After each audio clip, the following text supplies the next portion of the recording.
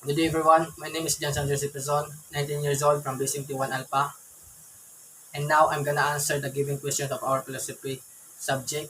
So, here's the question of our philosophy subject. So, number one is choose a belief or any of your beliefs and practice that you believe to do philosophical and correct, then rationalize your new position, contrary, belief, or truth using philosophical principles and support it with evidence.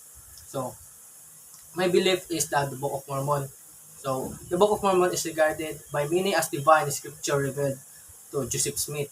However, from a philosophical perspective, this belief deserves critical examination by applying principles like empiricism, reason, Occam's, and existential thought.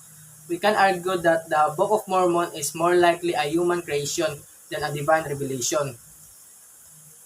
So, the empiricism stresses the importance of evidence. The Book of Mormon describes ancient American civilization of Israelite origin, but archaeology and genetic evidence do not support these claims.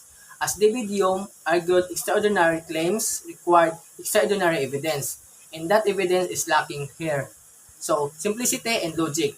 Occam's razor favors the simplest explanation.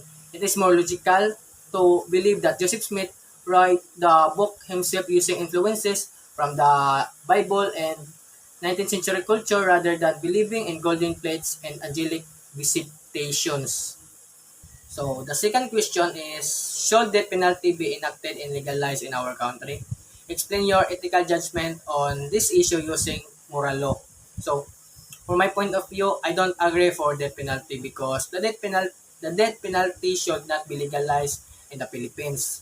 Because according to moral law, every human life has dignity and must be respected. Taking a life through execution is irreversible and leaves no chance for reform. Justice should focus on rehabilitation, not revenge. Instead of the death penalty, we should work for a justice system that protects life and promotes true healing. And that's all. Thank you.